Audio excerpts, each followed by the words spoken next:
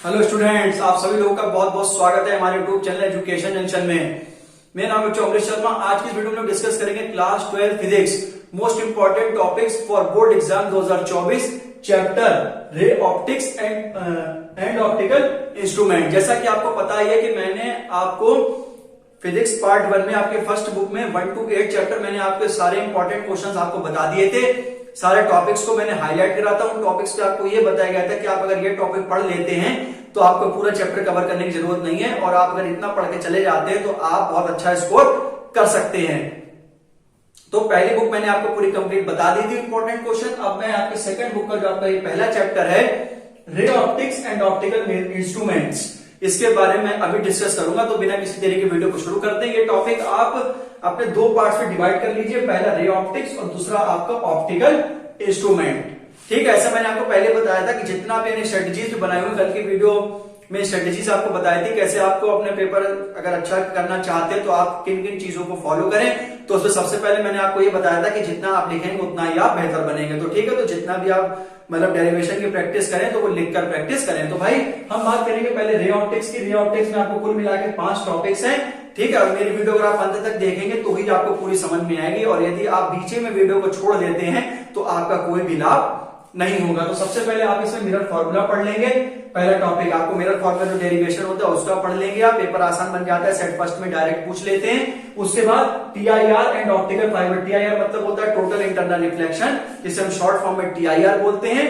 And दूसरा optical fibre. Optical fibre में 3 condition है, कोर है, क्लैडिंग है, बफर कोटिंग है, और साथ ही साथ ऑप्टिकल फाइबर के यूजेस। आसान पेपर बन जाता है, पूछ लेते हैं। ठीक, टीआईआर में आपकी केसेस मतलब आप पढ़ेंगे कि जो रे है वो हमारी कम्स आउट होने चाहिए डेंसर से रेयर मीडियम में, और angle of incident must be greater than क्या होना चाहिए, क्रिटिकल एंगल होना चाहिए। तो ये 2 कंडीशंस आपके टीआईआर। बहुत सिंपल सा टॉपिक है, तो ये टॉपिक बहुत ही आसान है। उसके बाद ये तीसरा टॉपिक जो कि आपका बेहद इंपॉर्टेंट है, ठीक है, रिफ्रैक्शन एट स्फेरिकल सरफेस। मतलब ये 2 सरफेस आपको पता ही होगी, बेसिक सी है। एक है बेटा कॉन्वेक्स और एक है कॉनकेव। दोनों का ये फॉर्मूला आपको डेरिवेशन है।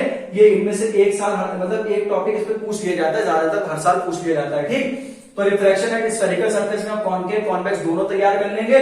उसके बाद आपका लेंस मेकर फॉर्मूला, ये भी बच्चों ठीक ठाक टॉपिक है। और 5वां ये बच्चों refraction of light through prism, ये आपका 100% वाला टॉपिक है। ठीक है, तो आपको समझ में आ ही चुका है कि भाई पहला दूसरा तो बहुत ही आसान है, बहुत आराम से आप इन्हें कवर कर लेंगे। मिरर फॉर्मूला भी बहुत इजी है, टीआईआर तो कुछ है नहीं उसमें। ठीक है, ऑप्टिकल फाइबर भी बहुत आसान है, रिफ्रैक्शन एट स्फेरिकल सरफेस एक आप समझ लिए तो दूसरा आप आराम से कर लेंगे। बस थोड़ा सा कॉनकेव कॉन्वेक्स में डायग्राम में थोड़ा सा अंतर है, बाकी लगभग थोड़ा सेम है। ठीक, उसके बाद लेंस मेकर फॉर्मूला, फिर refraction of light through prism. Prism से आप ये मान के चलिए, अगर ये टॉपिक देखिए ये तो आ भी सकते हैं नहीं भी आ सकते, लेकिन प्रिज्म एक ऐसा टॉपिक है जो आपका एवरी ईयर आता है। तो मैं यहाँ पर जो है 5th वाले पॉइंट पर एवरी ईयर लिख दे रहा हूं। मेरा एवरी ईयर लिखने का मतलब यही होता है कि ये टॉपिक पूछा जाएगा। ठीक है, तो अगर आप ये पढ़ लेते हैं और अगर आप थोड़ा सा स्किप भी थोड़ा सा करना चाहते हैं तो बस ये 5वां बस ना छोड़िएगा। बाकी जो है पहला दूसरा जो टीआईआर तो बहुत ही ईजी। आप मतलब ये है कि 4-5 टाइम का टीआईआर बस देखेंगे और मतलब रिवाइज करनी होती है, तुरंत ही याद हो जाएगा, इतना आसान है। ऑप्टिकल फाइबर भी बहुत आसान है। ठीक है, और इसके बाद आप refraction of light through prism पढ़ लेंगे। प्रिज्म तो आप 100% मान के चलिए आपका पेपर में आएगा ही आएगा। तो आप और सिर्फ अगर आपके पास जैसे आपका 4 मार्च को पेपर आपका अरेंज है, ठीक है, तो अगर आप चाहते हैं कि हमें बहुत सारी चीजें कवर करनी है तो मेरा ये मानना है कि थोड़ा सा बेसिक वगैरह पढ़ के, और अगर आपको जल्दी हो रही है इसमें से तो सिर्फ और सिर्फ आप ये 2 टॉपिक पढ़ लीजिए, रिफ्रैक्शन एट स्फेरिकल सरफेस और ये प्रिज्म वाला। ठीक है, ये 2 में से आपका एक 100% मिल जाएगा। अब हम बात करते हैं ऑप्टिकल इंस्ट्रूमेंट की। इसमें कुछ ज्यादा टॉपिक्स नहीं है। जैसा कि मैंने आपको वीडियो से बताया कि कौन कौन से ऐसे क्वेश्चंस होते हैं जो कि आते ही आते हैं, वो हमारी वीडियोस पड़ी हुई हैं, वो आप चाहे देख सकते हैं। अगर आप सिर्फ मुश्किल से, मैं फिर से वो इस बार रिपीट कर रहा हूं, मुश्किल से 25 से 30 टॉपिक्स हैं।